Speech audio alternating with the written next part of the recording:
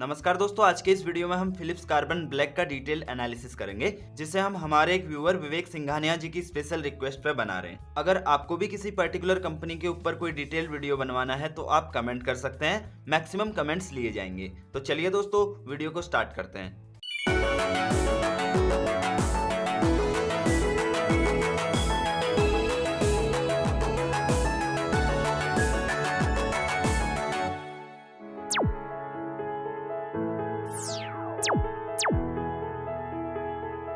Philips carbon black ये एक 5 decade पुरानी कंपनी है, जिसकी शुरुआत 1960 में हुई थी। और इस कंपनी ने अपने ऑपरेशंस एक American company Philips petroleum company के साथ में कोलैबोरेशन के साथ स्टार्ट किए। और ये आरपी संजीव गोयनका ग्रुप की एक कंपनी है। आरपी संजीव गोयनका ग्रुप की अगर बात करें दोस्तों, तो ये काफ़ी ज़्यादा डाइवर्सिफाइड ग्रुप है, जो काफ़ी अलग अलग इंडस्ट्रीज़ में ऑलमोस्ट सभी सेक्टर्स में अपनी सर्विसेज देता है। जैसे कि पावर सेक्टर हो गया, कार्बन ब्लैक हो गया, आईटी अनेबल सर्विसेज हो गया, कंज्यूमर एंड रिटेल हो गया, मीडिया एंड एंटरटेनमेंट हो गया, स्पोर्ट्स हो गया, एजुकेशन एंड इंफ्रास्ट्रक्चर हो गया, प्लांटेशंस हो गया। तो ये हुई आरपी संजीव गोयनका ग्रुप की बात। फिलिप्स कार्बन ने अपने प्रोडक्शन की शुरुआत 1962 से करी। इसने अपना पहला प्लांट दुर्गापुर वेस्ट बंगाल में लगाया, जिसकी कैपेसिटी उस टाइम पे 14,000 metric tonne per annum carbon black की थी। और तब से अब तक कंपनी ने काफ़ी ज़्यादा तरक्की कर ली है और कार्बन ब्लैक इंडस्ट्री में एक अच्छा खासा अनुभव इस कंपनी को हो चुका है। और आज की डेट में इसकी जो कैपेसिटी है वो 5,15,000 मीट्रिक टन पर एनम हो चुकी है दोस्तों। और इसके ऑल ओवर इंडिया में 4 state of the art plants हैं। सभी plants ISO 9001, ISO TS 16949, ISO 14001 और OHSAS 18001 सर्टिफाइड हैं, जो higher level of quality, safety और इको फ्रेंडलीनेस को प्रमाणित करता है। कार्बन ब्लैक एक वर्टिकल प्रोडक्ट है जो डेली नीड की कई चीज़ों में यूज़ होता है। फिलिप्स कार्बन के पास wide range of product portfolio है और ग्रेजुअली अपने आप को अपग्रेड भी कर रहा है। क्लाइंट एक्विजिशन पर भी इसका खास तरीके से ध्यान है। इसके जो प्रोडक्ट्स हैं दोस्तों, बेसिकली दो तरीके के हैं। पहला कार्बन ब्लैक, जो कि रबर एप्लीकेशंस में यूज़ किया जाता है, और स्पेशलिटी ब्लैक, जो कि नॉन रबर एप्लीकेशन जैसे कि प्लास्टिक्स हो गया, फाइबर हो गया, पाइप्स हो गए, इंक हो गया, कोटिंग हो गया, वायर एंड केबल हो गया और अदर इंडस्ट्री में यूज़ किया जाता है। आज की डेट में फिलिप्स कार्बन एक लीडिंग प्रोड्यूसर है और एक्सपोर्टर है जो कार्बन ब्लैक को बनाता है। और इसका हेडक्वार्टर दोस्तों कोलकाता में है। और इसके प्लांट्स की अगर बात करें तो दुर्गापुर वेस्ट बंगाल में इसका प्लांट है, कोची केरला में इसका प्लांट है और मुंद्रा और पालेज गुजरात में भी इसके प्लांट्स हैं। इसके पास में वेस्ट रिकवरी के लिए पावर जनरेशन की भी फैसिलिटी है, जिससे इन्वायरमेंट को काफ़ी कम नुकसान होता है। इसका दुर्गापुर प्लांट, जो कि सबसे पुराना प्लांट है, आज की डेट में इसकी capacity 1,63,500 metric tonne per annum की है और 30 मेगावाट का कैप्टिव पावर प्लांट है। और दोस्तों इसका कोची यूनिट, जिसे 1996 में इसने एक्वायर किया, उसकी production capacity 92,500 metric tonne per annum की है और 10 मेगावाट कैप्टिव पावर प्लांट है। और इसका पालेज गुजरात वाला जो यूनिट है उसे 1996 में एस्टेब्लिश किया गया और इसकी production capacity 1,10,250 metric tonne per annum की है और 12 मेगावाट कैप्टिव पावर प्लांट है। इसके अलावा 10,000 मीट्रिक टन पर एनम की स्पेशलिटी ब्लैक लाइन भी यहाँ पे कंपनी ऐड कर रही है। साथ ही 28,000 मीट्रिक टन पर एनम की सॉफ्ट लाइन और 6 मेगावाट कैप्टिव पावर प्लांट भी ऐड करने का प्लान कर रही है। और दोस्तों इसका मुंद्रा गुजरात वाला यूनिट जो है वो फर्स्ट ग्रीन फील्ड प्रोजेक्ट है, जिसको 2009 में फाउंड किया गया, जिसकी production capacity 1,48,000 metric tonne per annum की है और 24 मेगावाट कैप्टिव पावर प्लांट है। और इस कंपनी के मैनेजमेंट की अगर माने तो इसकी production capacity 56,000 metric tonne per annum के हिसाब से इंक्रीज होगी और 8 मेगावाट कैप्टिव पावर की कैपेसिटी के हिसाब से इंक्रीज होगी। और इस कंपनी का फ्यूचर प्लान है कि मुंद्रा गुजरात की तर्ज पर ही साउथ इंडिया में भी एक ग्रीन फील्ड प्रोजेक्ट की शुरुआत की जाए। कंपनी के पास खुद की 4 इन हाउस R&D यूनिट्स हैं, जो कि department of scientific and industrial research द्वारा रिकॉग्नाइज की गई हैं। इसकी QC and central R&D unit, जो कि पलेज गुजरात में है, वो अनेबियल द्वारा मान्यता प्राप्त है। अनेबियल भारत का constituent board of quality council है। इसके अलावा दोस्तों इसने पिछले साल ही यानी कि 2020 में बेल्जियम में सुशीला गोयनका इनोवेशन सेंटर की भी शुरुआत करी है।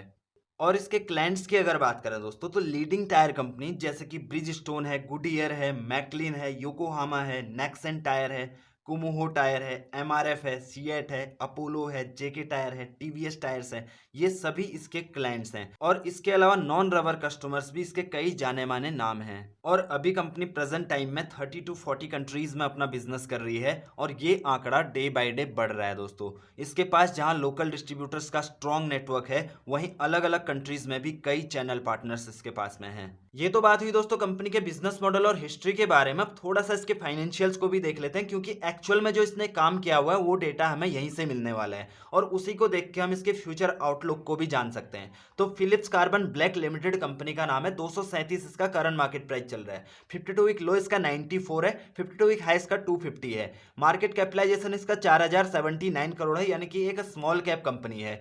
स्टॉक का पी 13 का है जो कि इंडस्ट्री पी से काफी सस्ता है, जो कि 31 का इसका इंडस्ट्री पी है। बुक वैल्यू 112 है, डिविडेंड यील्ड 2.96% है, जो कि अच्छा खासा है दोस्तों। फेस वैल्यू इसका 2 है, रिटर्न ऑन इक्विटी भी जबरदस्त है 17.1% और आरओसी भी जबरदस्त है 17.4%, यानी कि एक एवरेज से अच्छा परफॉर्म कर रही है कंपनी, ये हम कह सकते हैं। डेट कंपनी के पास में 607 करोड़ है, डेट टू इक्विटी रेशियो 0.31 है और करंट रेशियो 1.82 है, यानी कि डेट टू इक्विटी भी अच्छा है, करंट रेशियो भी अच्छा है। 1.5 का करंट रेशियो का हमारा क्राइटेरिया है, डेट टू इक्विटी का 0.50 से कम का हमारा क्राइटेरिया है, जो कि दोनों पैरामीटर पे ठीक ठाक है। कैश कंपनी के पास में 264 करोड़ है, प्रमोटर होल्डिंग में कोई चेंजिंग नहीं है, प्रमोटर होल्डिंग टोटल अगर देखा जाए तो 53.6% है। कंपनी का एंटरप्राइज वैल्यू 4422 करोड़ है और प्लेज अनप्लेज वगैरह है सारा, की प्लेज वगैरह कंपनी का कुछ भी नहीं है। और प्राइस टू बुक इसका 2.11 है। नंबर ऑफ शेयर्स की अगर बात करें 17.2 करोड़ इसके शेयर्स अभी मार्केट में ट्रेड हो रहे हैं। इस साल की अगर बात करें सेल्स ग्रोथ में इसके 18% की गिरावट है और प्रॉफिट ग्रोथ में 11% का जंप है। हालांकि इसके पीयर्स मार्केट में बहुत कम है, फिर भी कुछ अदर कंपनी जो अलग तरीके का बिजनेस करती है, थोड़ा लगभग मिलता जुलता बिजनेस करती है, उसके साथ में अगर इसको कंपेयर करें तो सबसे ज्यादा कम पी आपको इसी का मिलेगा दोस्तों। वैल्यूएशन के लिहाज से ये A1 कैटेगरी की कंपनी है, 101 तक के भी पी हैं कंपनी इसके, 59, 34, 75, 84, 78, 63 और 31 इसका 13 का पी इसका है, यानी कि जबरदस्त एकदम पी के मामले में वैल्यूएशन जबरदस्त है दोस्तों। अब इसके पिछले कुछ क्वार्टर्स के रेवेन्यू की अगर बात करें दोस्तों तो मार्च 2020 में इसका 700 करोड़ का रेवेन्यू था, जो कि उसके बाद 360 करोड़ हुआ जून क्वार्टर में, जब लास्ट ईयर में लॉकडाउन लगा था। उस टाइम पे इसके रेवेन्यू पे अच्छी खासी मार देखने को मिली, अच्छी खासी पिटाई इसके रेवेन्यू की होती दिखी। उसके बाद लेकिन कंपनी ने लगातार ग्रोथ दिखाई है, लास्ट 4 क्वार्टर से कंपनी लगातार अपने रेवेन्यू में बढ़ोतरी कर रही है, जो कि अच्छी बात है। बात करें अगर पिछले 5 साल के कंपनी के रेवेन्यू की ग्रोथ की, तो लगातार कंपनी ग्रो हुई है रेवेन्यू के मामले में। हालांकि 19 से 20 में इसने थोड़ा सा रेवेन्यू फ्लैट किया था, थोड़ा सा बल्कि गिरावट ही थी।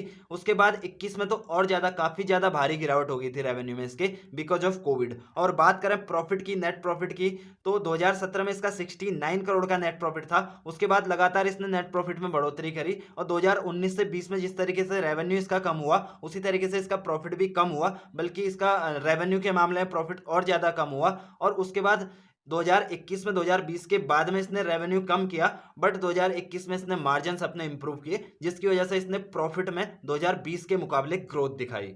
बात करें अगर इसके पिछले 10 साल के कंपाउंडेड प्रॉफिट ग्रोथ की, तो 11% सालाना के हिसाब से कंपनी ग्रो हुई है, जो कि काफी अच्छी बात है।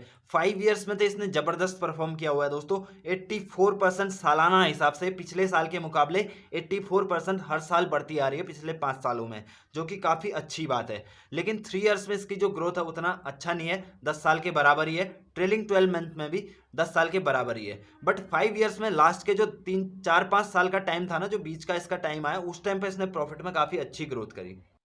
बात करें अगर इसके स्टॉक के प्राइस के CAGR की, तो 10 ईयर्स में इसने 23% सालाना के हिसाब से रिटर्न दिए दोस्तों, ये काफी अच्छी बात है। 5 ईयर्स में 45% सालाना के हिसाब से इसने रिटर्न दिए हैं, जो कि उससे और अच्छी बात है। 3 ईयर्स में हालांकि इसने कोई अच्छा परफॉर्म नहीं किया हुआ है, क्योंकि काफी ज्यादा स्टॉक अगर बढ़ जाता है तो फिर उसको कंसोलिडेशन भी होता है, तो कुछ टाइम होराइजन ऐसा रहता है जिस टाइम में उतना अच्छा कंपनी परफॉर्म नहीं करती है, लेकिन फिर एक स्पाइक आता है। उसी तरीके से इसमें भी हुआ है। 1 ईयर में इसने 125% की ग्रोथ दिखाई है दोस्तों स्टॉक के प्राइस में।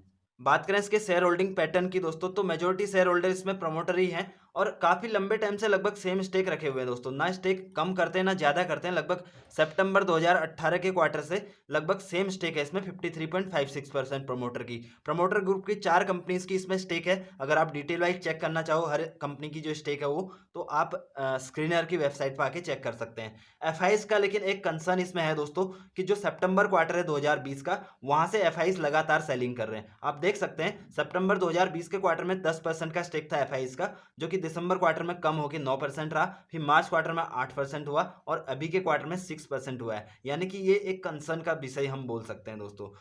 और डीआईएस की अगर बात करें तो ये लगातार इसमें स्टेक बढ़ा रहे हैं, जो कि अच्छी बात है, 1.40% से 2.07%, बट उतना ज़्यादा नहीं बढ़ा रहे हैं जितना एफआईएस घटा रहे हैं। तो ये थोड़ा सा हम कंसर्न इसमें मान सकते हैं।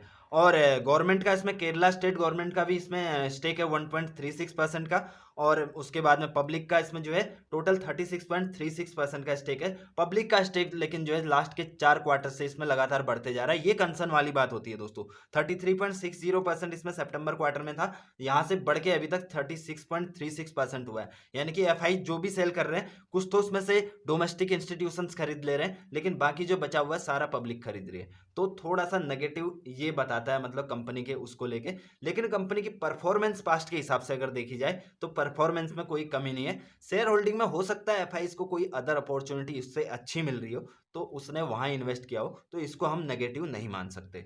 अब इसके पास्ट के रिटर्न्स की अगर बात करें दोस्तों, तो वन डे में ये 2.49% गिरा हुआ है। जैसा कि हमें पता है मार्केट आज डाउन है, तो उसकी वजह से कहीं ना कहीं इसके ऊपर भी इंपैक्ट पड़ा हुआ है। 5 डेज में भी इसने नेगेटिव में रिटर्न दिए हैं 5.60% के।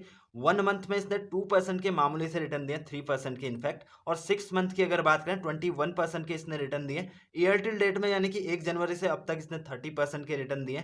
1 ईयर में इसने 119% के रिटर्न दिए, काफी हैंडसम रिटर्न दिए दोस्तों 1 साल के अंदर में। और 5 ईयर्स की अगर बात करें 509% के इसने रिटर्न दिए हैं। और मैक्सिमम रिटर्न्स अगर इसके देखे जाए तो 6,958% के इसने आज तक रिटर्न दिए हैं, जब से ये कंपनी लिस्ट हुई थी तब से। और 1999 के आसपास में कंपनी लिस्ट हुई थी, यानी कि 1 रुपए का आपका जो है 600 रुपए बना दिया इसने 1999 से लेके अब तक, बल्कि 700 रुपए। अब इसको थोड़ा अदर पैरामीटर्स पे देखें दोस्तों, तो इंट्रिंसिक वैल्यू से कंपनी नीचे है, एफडी से इसने अच्छे रिटर्न दिए, डिविडेंड भी कंपनी अच्छा देती है, एंट्री पॉइंट भी अच्छा है, रेड फ्लैग वगैरह भी कंपनी में कोई भी नहीं है। यानी कि पांचों के पांचों पैरामीटर्स पे ये बोल रहा है कि कंपनी को बाई करो। और अगर एनालिस्ट की माने तो 100% एनालिस्ट बोलते हैं कि इस स्टॉक को बाई करो। अब दोस्तों इसके बिजनेस को हमने समझ लिया, इसके फाइनेंशियल्स हमने देख लिए, इसके वैल्यूएशन हमने देख लिए। अब बात आती है कि इस पर्टिकुलर स्टॉक में हमें क्या करना है। देखो दोस्तों, बिजनेस मॉडल वाइज अगर मैं बताऊं आपको, तो जिस बिजनेस को ये करती है ना, उसका कोई मुकाबला ही नहीं है। कोई ऐसी इंडस्ट्री नहीं है जहां पे इसके प्रोडक्ट का यूज ना होता हो। खासकर जो मेजर इसका यूज होता है रबर इंडस्ट्री में होता है, टायर इंडस्ट्री में इसका होता है। और इस कंपनी के बारे में थोड़ा एक्स्ट्रा मैं आपको बताऊं दोस्तों, तो वर्ल्ड के टॉप 10 कार्बन मैन्युफैक्चरिंग कंपनीज में ये कंपनी आती है। जी हाँ दोस्तों, इंडिया की मैं बात नहीं कर रहा, पूरे वर्ल्ड की बात कर रहा हूँ। टॉप 10 कंपनीज में ये आती है। तो इस हिसाब से अगर देखा जाए वर्ल्ड में भी एक्सपेंड कर रही है अपने आप को, पूरे 40 कंट्रीज के अंदर में अब तक ये फैल चुकी है। बल्कि 2 साल 3 साल पहले ये आंकड़ा 30 कंट्री या 25 कंट्री का था। 2-3 साल में इतना ग्रोथ किया है, यानी कि लास्ट के ईयर्स में ये कितना जल्दी जल्दी ग्रो हो रही है। और इसी हिसाब से इसकी ग्रोथ रही तो मार्केट इसका आगे बढ़ता ही जाएगा। नेटवर्क इसके ऑलरेडी बने हुए, चैनल पार्टनर्स इसके वर्ल्ड में है ही है, ठीक है। और इंडिया में भी काफी अच्छा ग्रोथ ही करेगी आने वाले टाइम में। क्यों कह रहा हूँ इंडिया में ग्रो करेगी? क्योंकि जो आने वाला मैन्युफैक्चरिंग हब है, जो पहले चाइना था, वो अब इंडिया होने वाला है। जितनी ज्यादा इंडिया में मैन्युफैक्चरिंग करने के लिए कंपनीज आएंगी, जितनी ज्यादा मेक इन इंडिया पॉलिसी जो है लागू होते रहेगी आगे को, उतना ज्यादा इस कंपनी को फायदा रहेगा। बात करें अगर इसके वैल्यूएशंस की, वैल्यूएशन भी काफी ज्यादा अट्रैक्टिव है। वैल्यूएशन तो कहीं कहीं पे भी मतलब कुछ ऐसा है ही नहीं। हाँ, सेल्स ग्रोथ में थोड़ा इस साल कमी आई है, हालांकि प्रॉफिट में ही है कंपनी, लेकिन सेल्स ग्रोथ कंपनी की थोड़ी सी कम हुई है बिकॉज ऑफ कोविड। तो इसके हिसाब से अगर देखा जाए तो थोड़ा सा आप कह सकते हैं कि हाँ, कंपनी की परफॉर्मेंस करंट टाइम में अच्छी नहीं है। बट लॉन्ग टर्म के लिए हम देख रहे हैं, हम कोई 1 या 2 दिन के लिए हम इसकी बात नहीं कर रहे हैं। कंपनी अच्छी है, अपने फील्ड के एक तरीके से मार्केट लीडर है इंडिया के अंदर में। आप मार्केट लीडर को पकड़ रहे हो, ठीक है। तो लॉन्ग टर्म के लिए अगर आप इन्वेस्ट कर रहे हो, काफी अच्छी कंपनी है। फाइनेंशियल कंपनी के थोड़ा सा स्टेबल नहीं है 2-3-5 सालों से, लेकिन वो आने वाले टाइम में स्टेबल हो जाएंगे, ऐसा हमें लगता है, जिस हिसाब से कंपनी अपने काम कर रही है। और अभी लॉकडाउन के टाइम में भी इतने अपने आप को, बेल्जियम में ये कंपनी ने अपना प्लांट वगैरह इस्टेब्लिश किया 2020 के आसपास में, ठीक है। लॉकडाउन के टाइम में भी मतलब अपने आप को रोक नहीं रही है फैलने से, तो अच्छी बात है। और बात करें बाइंग लेवल की, तो अभी का जो करंट लेवल है ये भी काफ़ी अच्छा है, 230 के लेवल तक ये आ चुका है। यहाँ पे भी आप थोड़ा-थोड़ा करके इसमें स्टार्ट कर सकते हैं बाइंग वगैरह। अभी मार्केट में फॉल आ रहा है तो अपॉर्चुनिटी है, जो लॉन्ग टर्म इन्वेस्टर हैं उनके लिए तो काफ़ी अच्छी अपॉर्चुनिटी है इस टाइम पे जो है अच्छे स्टॉक्स को अपने पोर्टफोलियो में रखने के लिए। कंपनी काफ़ी अच्छी है, आप इसमें बाइंग कर सकते हैं, अभी से स्टार्ट कर सकते हैं, कोई दिक्कत नहीं है। और अगर आप कम पैसे में मल्टीबैगर स्टॉक ढूंढ रहे हैं तो लेफ्ट वाला वीडियो देखो और राइट साइड वाला प्लेलिस्ट आप चेक कर सकते हैं अगर इसी तरीके की डिटेल रिसर्च आपको कंपनीज के बारे में चाहिए तो। और चैनल को सब्सक्राइब करने के बाद में बेल आइकन जरूर प्रेस कर दीजिए। Thank you so much for watching this video till the end. Thank you.